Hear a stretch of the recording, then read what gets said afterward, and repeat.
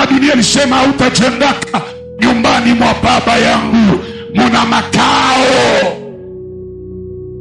Mungu akutoshe mkila misingi yenye balikuti yako, ile msingi ya magonjwa, ile msingi ya laana, ile msingi ya kushindwa, ile msingi ya umaskini, ile msingi ya kutoendelea, ile msingi ya kukataliwa, na iondoa leo.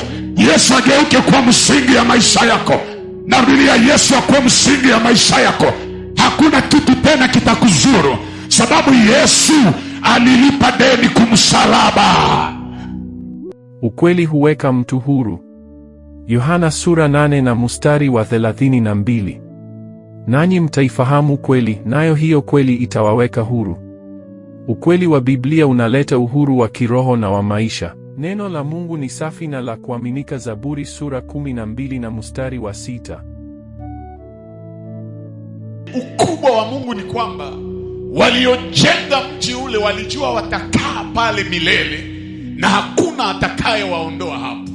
Kumbe katika mawazo ya Mungu, taifa la Israeli ambao walionekana hawana makao, ile ambayo wengine biko na jitapia, ndio mji ambayo Mungu anawaandalia. Mtu asijitapie vitu na wewe hauyafika, sirtu kama uko na Mungu, sababu anaweza kuwa na vitu anavizingatia, anafikiria vitaishia kwake, kumbe iko na kuchungia bila yeye kujua. Utakapofika Jehova anakupatia vile vitu. Niongee tu na wenye waliokipe fasi yako, liko pale pendant un temps, lakini leo ni muda wako kuingia pale, na wao watatoka, watahamishwa. Hata waweke magarde furu aye, wewe ukifika Mungu atakurahisishia njia na utateka nyara maeneo yote ambayo Bwana alikuandalia. Mtu wa uzima aseme amina na ifanyike kwa maisha yake. Niko naona mtu mwenye walinyanganyaka fiancé, Mungu atatosha ule mtu pale na bunyumba inakuwa haki yako. Wengine walinyanganywa kazi, Bwana atakurudisha kwa nafasi yako, na yule aliyekaa pale atafukuzwa bila preavis. Unasema amena, Mungu wa baba ifanye kwa maisha yako. Ninaona watu ambao walitangulia vitu, kumbe hawatadumu pale sababu wewe ulikuwa huyafika. Niko naongea tu na Daudi, acha wa Sauli watangulie kiti, niko pale pendant un temps. Sa wewe utakuya, hakuna mwenye atakutoshaka, uzao na uzao wako ndio watakaa na kutawala. Ukweli huweka mtu huru. Yohana sura 8 na mstari wa 32. Nanyi mtaifahamu kweli, nayo hiyo kweli itawaweka huru. Ukweli wa Biblia unaleta uhuru wa kiroho na wa maisha. Neno la Mungu. Na hivi walijenga Yeriko, wakajua comme nous construisons ainsi la ville, hakuna mtu anaweza kuingia wala kuiteka nyara. Na Yeriko kubenye abajue, injo ilikuwa njia kubwa sana na mwanzo ya nchi ya Kanaani. Lakini angalia mwanzo ya nchi ya Kanaani ambao ni ahadi kwa wana wa Israeli, njoo yenye iko barikade, iko ferme. Na nafurahia vile wanatangaza, wanasema aseme Yeriko ilikuwa imefungwa na hakuna mtu ambaye angeweza kuingia wala kutoka. Manake Yeriko ilikuwa bariere kubwa sana yenye liko ndani banajisentir liko msécurité, mais benye liko nje banajisentir en insécurité.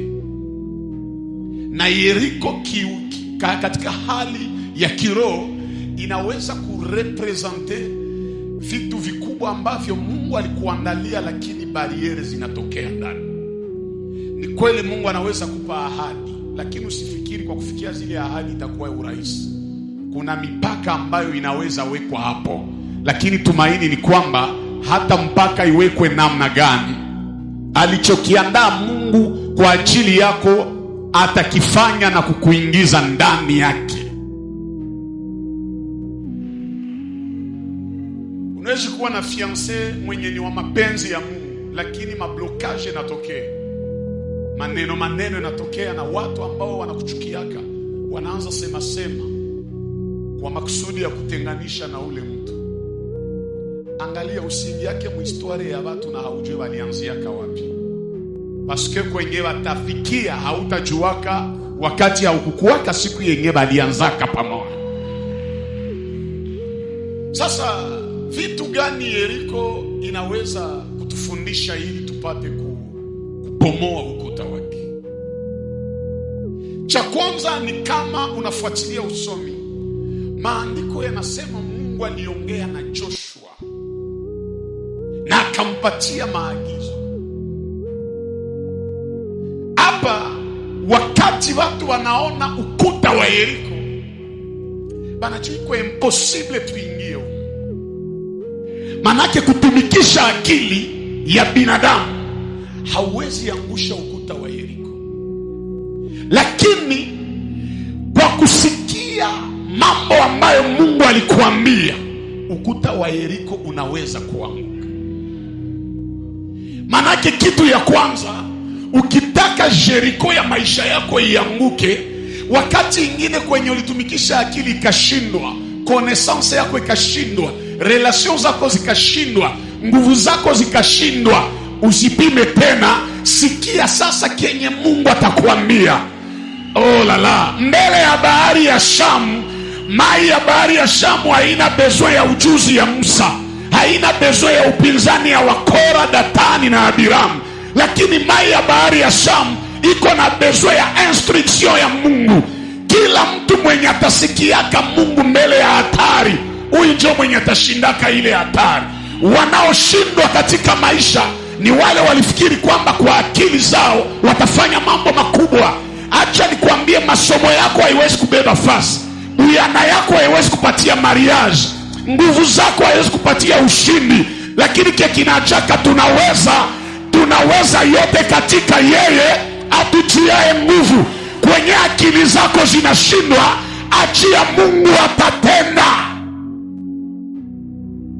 Kuna watu wengine watakupiganisha, hautajibiana nao, waachie tu Mungu. Nyamaza, acha Mungu akutetee.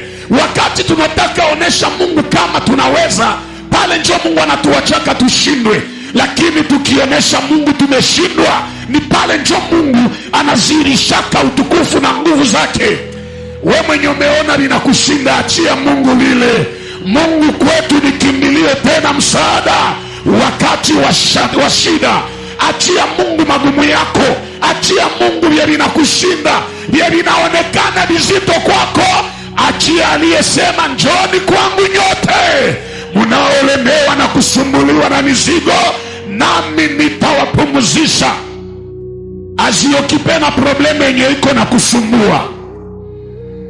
Wakati ingine hapana pambana tena, hapana pigana tena, hapana bishana tena. Vyote vyo lishafanya vilishindwa. Achia sasa Mungu naye afanye kazi yake. Akisimama hautashindwa. Joshua anatuambia tu, ukitaka angusha ukuta ya Yeriko, acha logike, acha akili, achia Mungu yeye peke yake. Tukubaliane, kuna vita vingine hatuwezi vishinda kama hatuachie Mungu. Daudi alielewa ili akasema, vita si vyetu, vita ni vya Bwana. Amen, amen. Joshua alijiacha, akajua hapa, mimi najua tuko na wazee ya Israeli, watu wa hekima, lakini wazee, tunyamazishe kwanza hekima zetu, sababu hakuna hekima duniani iliyo nguvu zaidi ya ujinga wa Mungu. Narudili, hakuna hekima duniani iliyo na nguvu zaidi ya ujinga wa Mungu. Haiko mimi najua kwa mwenye anakuwa shoke, kama anakuwa shoke atasema yake Mungu anakuwa na ujinga, haiko mie.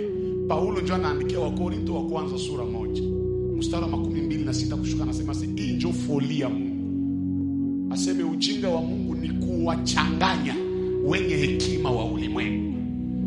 Manake kenye kinaonekana hakiwezekane kumacho na akili ya wenye hekima, kwa Mungu inawezekana.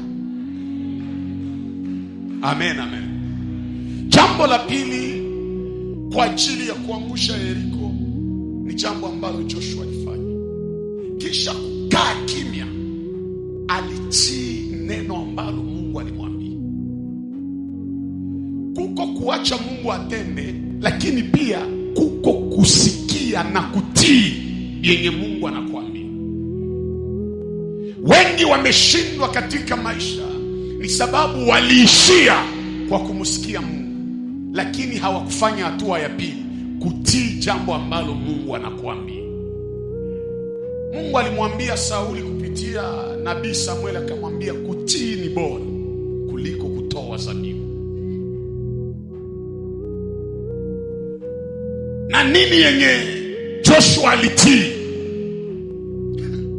Mungu anaambia Joshua, mbele ya ukuta wa Yeriko, hivi ndio mtafanya. Kuna mambo 4 wala 5 mfanye. Cha kwanza, mtachukua makuhani. Makuhani watabeba sanduku ya agano. Kisha kubeba sanduku ya agano, mbele ya makuhani waliona sanduku ya agano, utachukua makuhani 7 wachukue tarumbeta 7. Na hizi tarumbeta si zile tarumbeta zilizofanyika kwa vyuma wala kwa fedha, lakini tarumbeta zilizotoka kwa pembe la kondoo, ambayo Waebrania wanaita shofar. Isitoshe, uambie wakae kimya, na mchukue watu wa kupiga vita, basi bebe silaha. Juu Yeriko haina besoin ya marme lourde.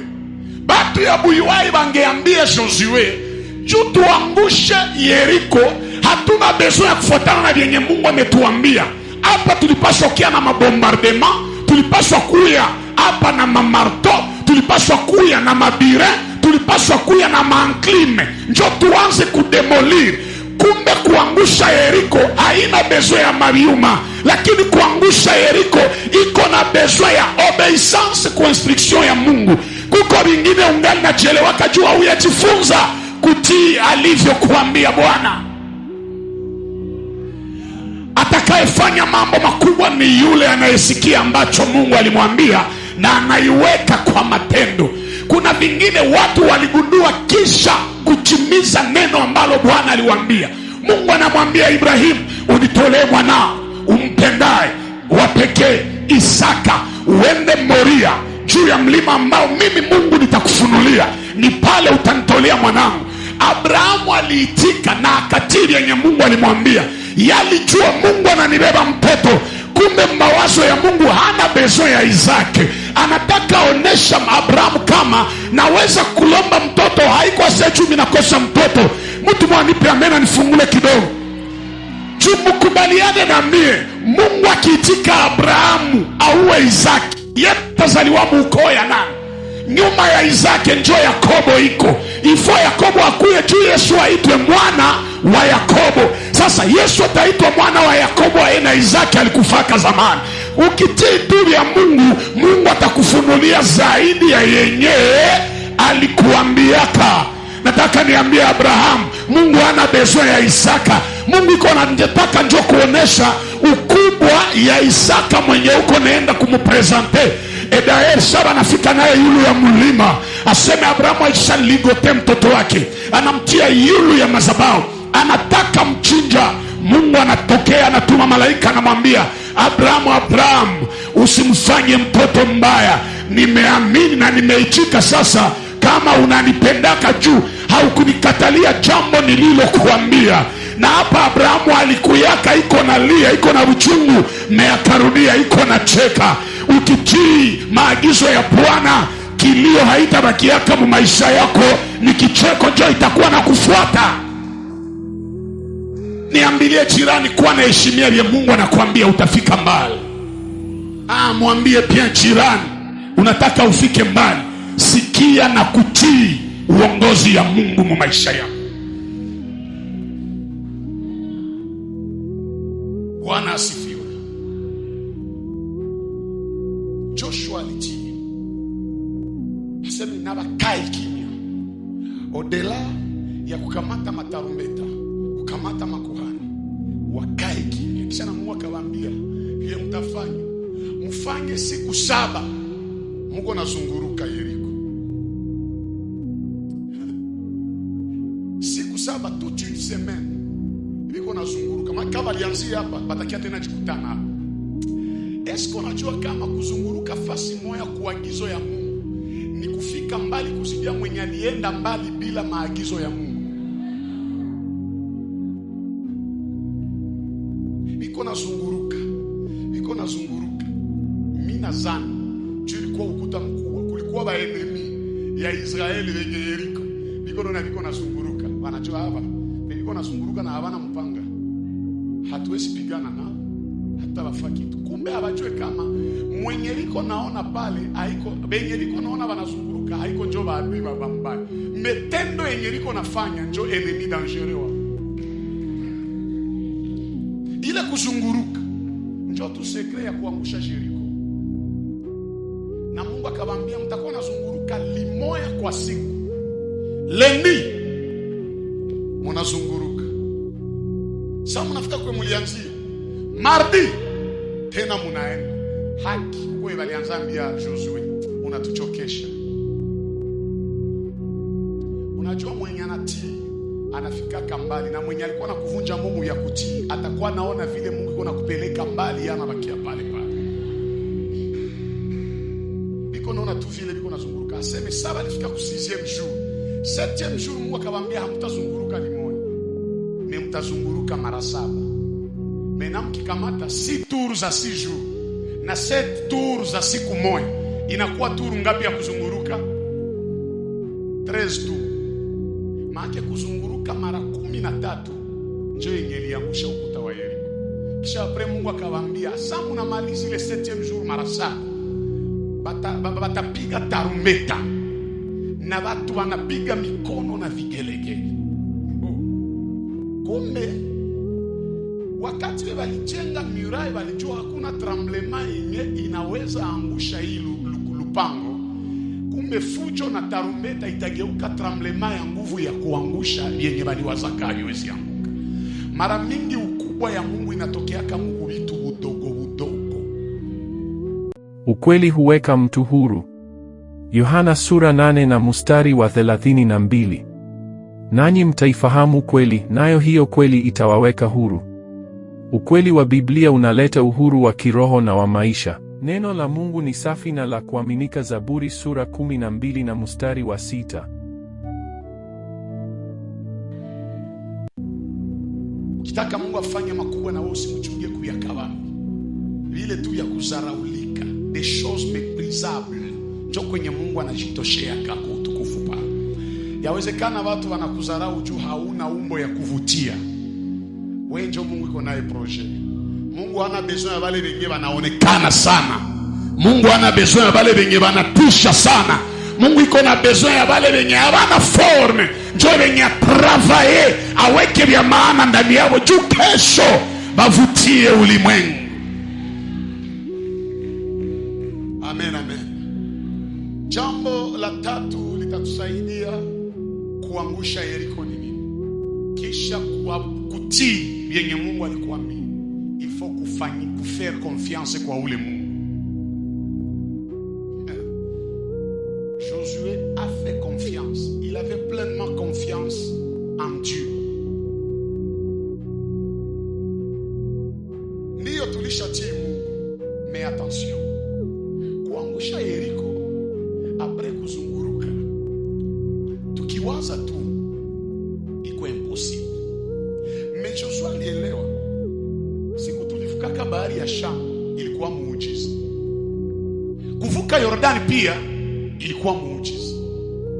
Kumbe ule Mungu mwanafanya siye likubwa, tumuaminie, tutafanya mambo makubwa. Ukitaka pata haya mu maisha, kuwa na tumaini ya watu. Maandiko yanasema alainiwe mtu yeyote anayemtegemea binadamu mwenzake.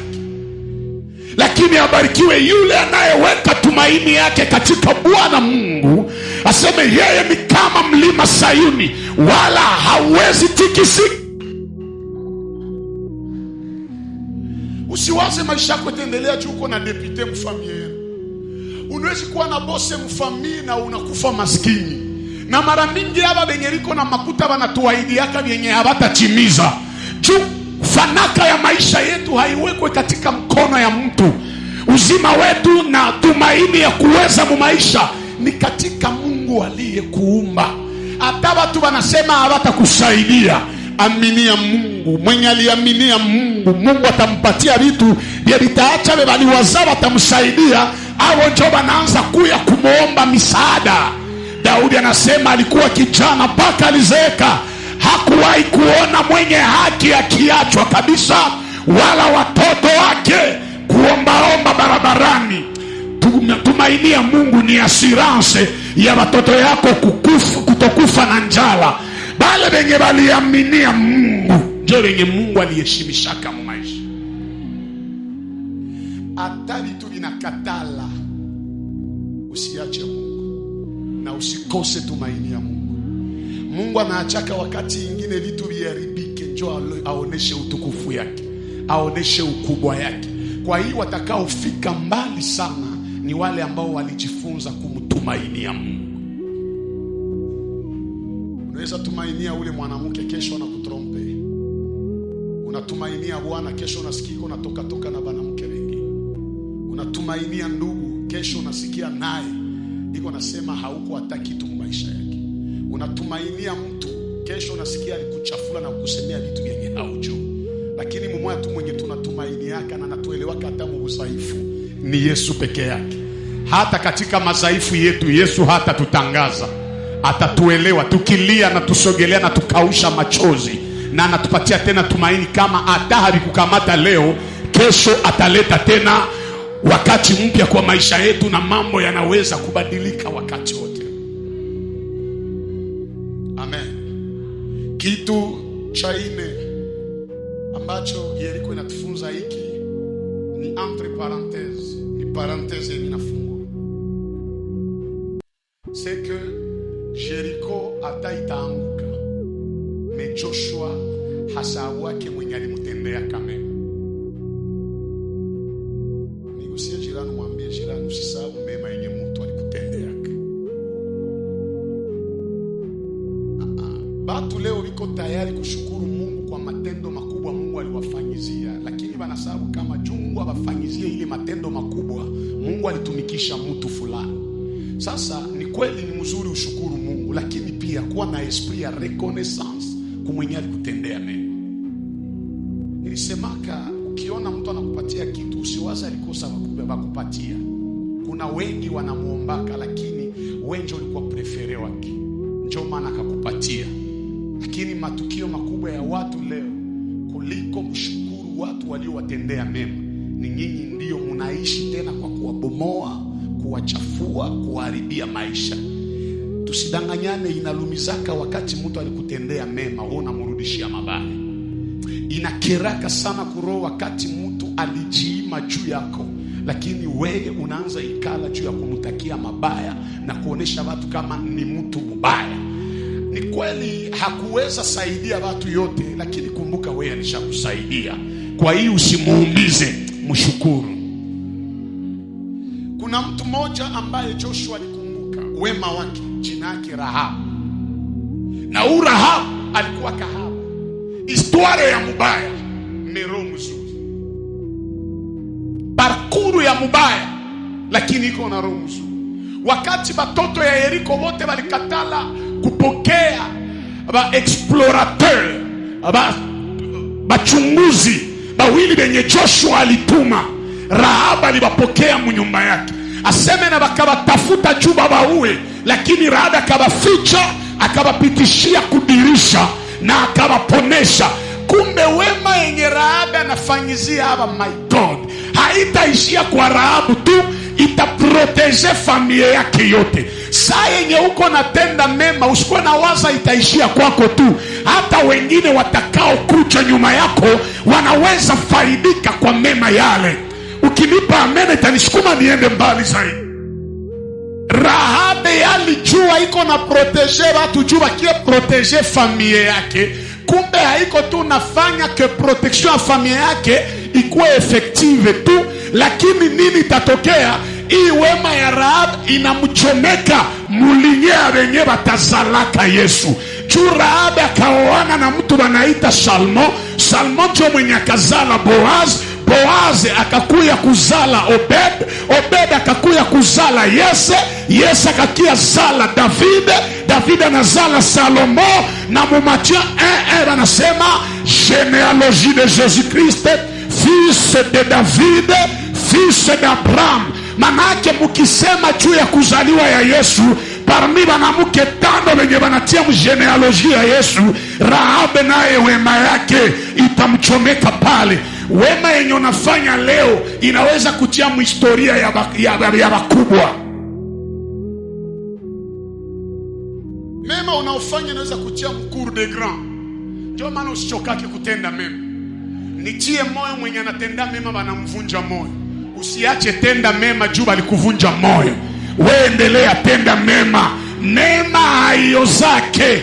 Kuko siku Mungu atafanya uvune yenye uko na panda kwa uzuri. Narudia, Mungu akufariji wewe unatendaka mema. Ulishakutanana tu na bakuvunja moyo. Mungu akuletee sasa benye batarekonetre benye ulishakafanya.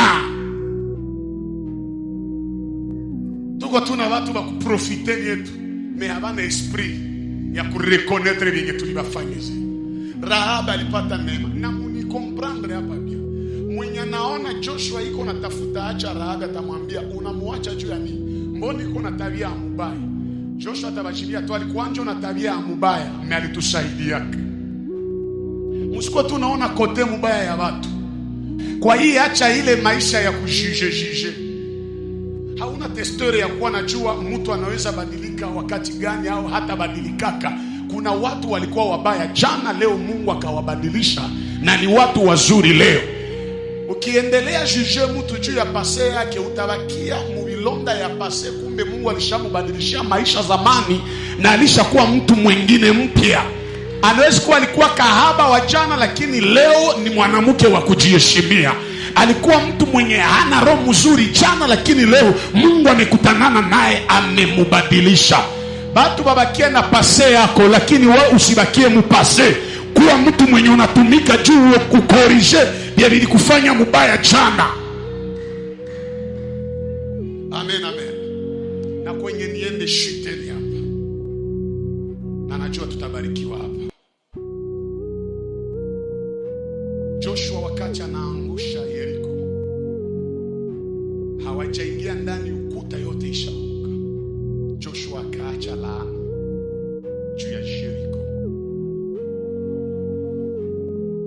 Akasema hivi, alainiwe mbele ya Bwana Mungu mtu yeyote yule atakaye simama kwa ajili ya kujenga Yeriko. Na laana hii itakuwa na konsekansi mbili. Oh my God, ulimwengu ya mafunuo.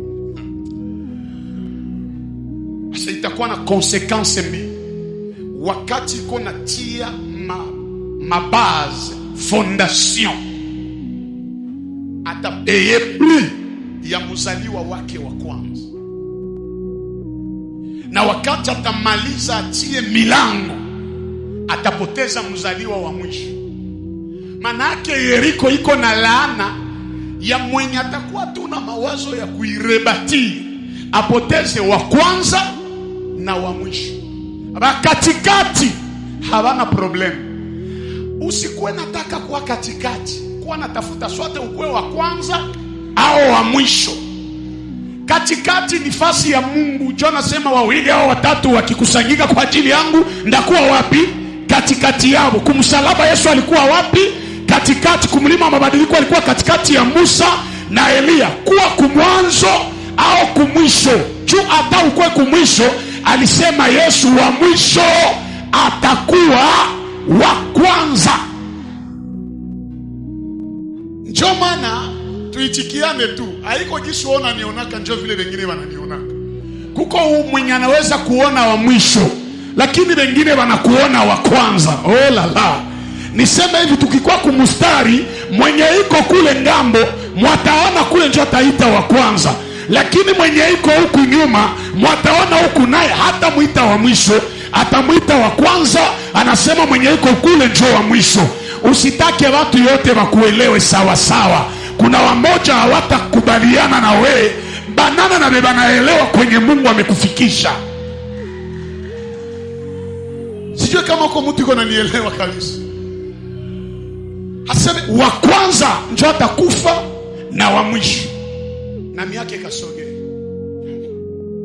Ndugu moya bila Mungu kumwambia, jina yake Yeli wa Beteli, akasema mie ndajenga mji, na akajenga Yeriko. Alijenga wakati yenye mfalme mubaya iko natawala, mtulihubiri dimanche, mfalme Ahabu, le roi Akab. Seme huyu jamaa akajenga vile. Sali anza tuti ya fondation, mtoto wake wa kwanza akakufa, akamulia na akaendelea jenga. Sali yalisha, mtoto wake wa mwisho akakufa. Mais chose grave, anaijenga anapoteza watoto. Si tukawaza unabia Joshua ya laana imemalizika. Me ukiona wakati yenye Elise anaanza tumika apre Eli kuenda, ile Yeriko ilikuwa ingali na laana. Tuaseme udongo inchi ilikuwa na haribiki, ilikuwa sterili, haizai, na maji ilikuwa mabaya. Balikuwa wakipanda mimea haitaota, mai nayo hailete uzima, inaua. Mpaka mtumishi wa Mungu Elisha akaomba chumvi na akaomba sahani, bakambeba kusurse, aseme sali tia kusurse, mai kakuwa bien na inchi kakuwa bien. Oh mon Dieu. Hapa katika Ufunuo tunaona na Elia, ukisoma Biblia alipitaka Jericho na alikuwa incapable kutosha laana yenye Joshua aliachaka. Juu ya nini? Juu Joshua na alikuwa na baba yake wa kiroho, jina yake Musa, ndio aliachiaka Joshua manto. Sasa yenye fisi alifanya ilifo mwingine fisi ndio mwenye akie likorije. Asa gisi elini pe hakuna gisi atoshe laana yenye fisi mmoja aliachana haiko wa mulinye yake. Me wakati Elizia anakuya anaelewa iko na double portion, akatosha ile laana. Lakini nikienda mbali zaidi, malgre Elise na aliitosha, hii Yeriko iliendelea kukua tu na mikoshi. Juu ikazala watoto wawili, mmoja Bartimeli kipofu, mwingine Zakayo mtoza ushuru mfupi sana. Manake ilikuwa ingali na laana.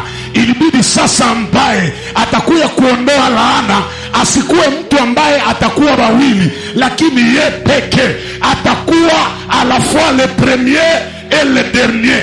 Apocalypse chapitre 22 verset 13, Yesu anasema je suis le premier et le dernier, je suis l'alpha et l'omega. Mtu mwanipe amena nichamushe lipo hapa kidogo. Ukweli huweka mtu huru.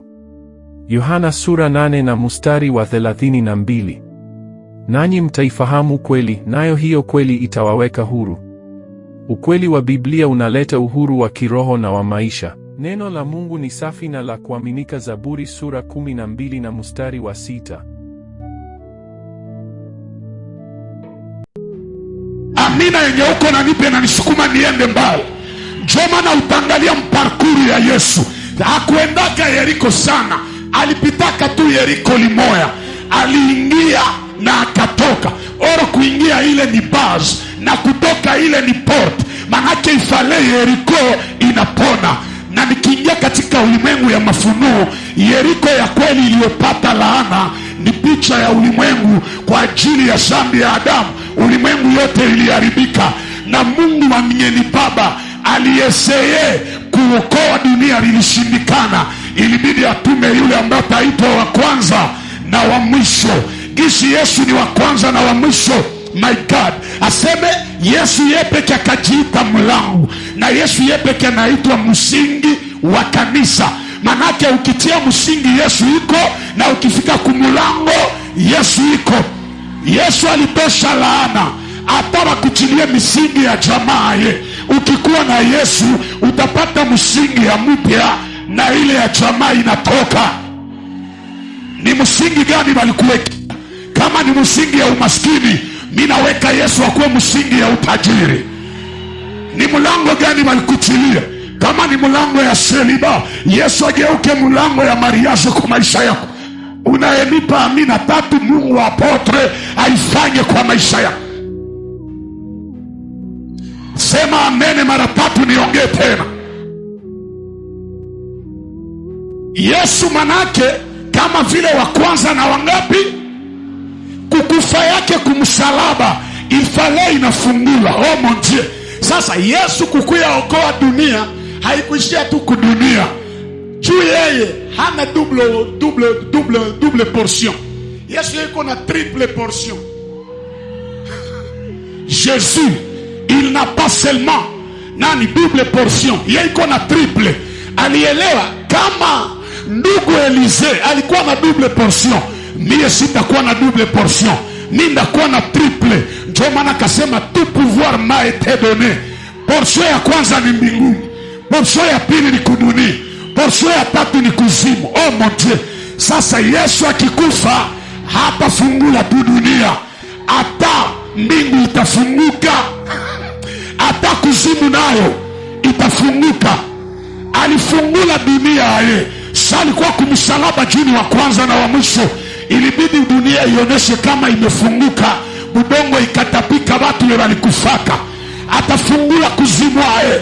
Ilibidi afungule séjour de mort na mili ya watakatifu waliokufa, ba Abraham, ba David, ba Salomo batoke. Na leo anageuka fungulo ya mbingu juu ya wokovu yenye alikupatia.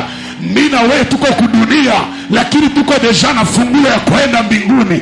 Kila mwenye iko na Yesu mbinguni yake. Kila mwenye iko na Yesu mbinguni yake. Ndio maana hata watakuima vya dunia, mbingu itafunguka inakupatia vingine. Yenye dunia haiweze kupatia, mbingu ikupatia hivyo kwa jina la Yesu. Kama dunia ikukondania hutazalaka, mbingu itakupatia watoto. Kama dunia ilisema hutavoyage, mbingu itakufungulia voyage. Kama dunia ilisema hutajengaka, nyumbani mwa Baba yangu muna makao. Mungu akutoshe mkila misingi yenye balikutiako. Ile msingi ya magonjwa, ile msingi ya laana, ile msingi ya kushindwa, ile msingi ya umaskini, ile msingi ya kutoendelea, ile msingi ya kukataliwa, na iondoa leo. Yesu ageuke kwa msingi ya maisha yako. Narudia, Yesu akuwe msingi ya maisha yako. Hakuna kitu tena kitakuzuru, sababu Yesu alilipa deni kumsalaba. Hata kuzimu haitakuweza, sababu Yesu alishinda kuzimu. Kuzimu haitakuweza, hata dunia haitakufunga. Kisi dunia ilishindwa meza Yesu, na we hautamezewa. Na mbingu utaenda.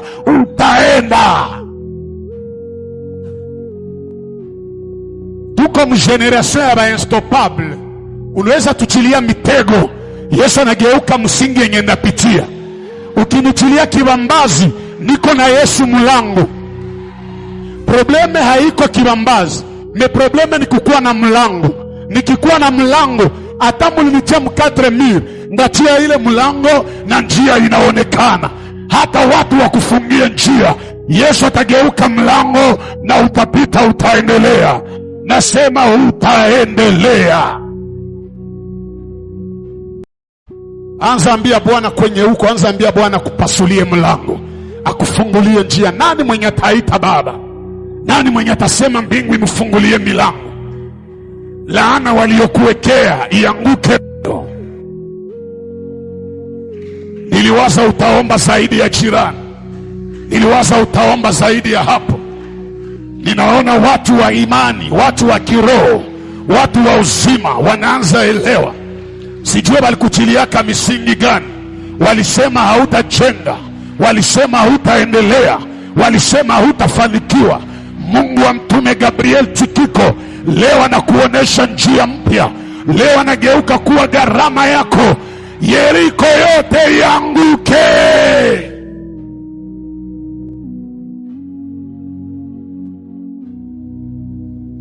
Oh my God, oh my God. Ninaona watu wa kiroho wanaanza elewa. Vile uko napanda, Mungu wa hii madhabahu, Mungu wa agano hili akukumbuke, akuone. Haijalishi ni nani aliweka laana kwa maisha yako. Leo Mungu wa baba iondoe.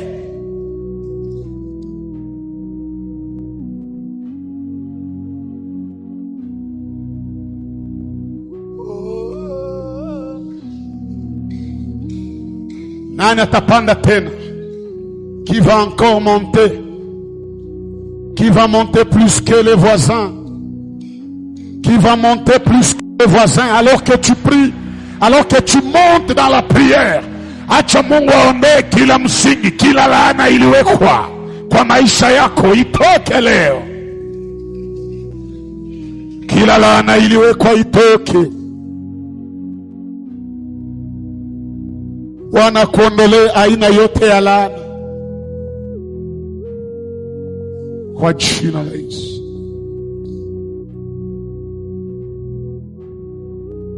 Oh yes, oh yes, oh yes.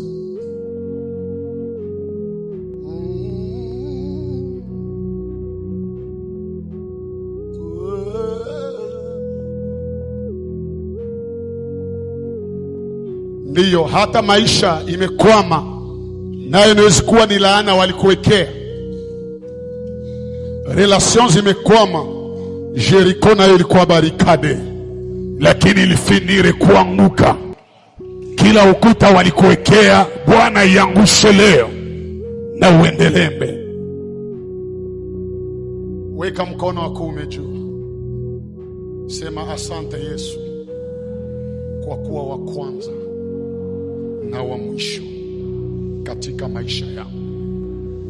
Kwa hii nina uhakika kupitia wewe, laana yote waliniwekea imemalizika, imeanguka, imekwisha. Makofi na vigelegele kwa ajili ya ufungulivu wako. Ukweli huweka mtu huru. Yohana sura 8 na mstari wa 32. Nanyi mtaifahamu kweli, nayo hiyo kweli itawaweka huru. Ukweli wa Biblia unaleta uhuru wa kiroho na wa maisha. Neno la Mungu ni safi na la kuaminika. Zaburi sura 12 na mstari wa 6.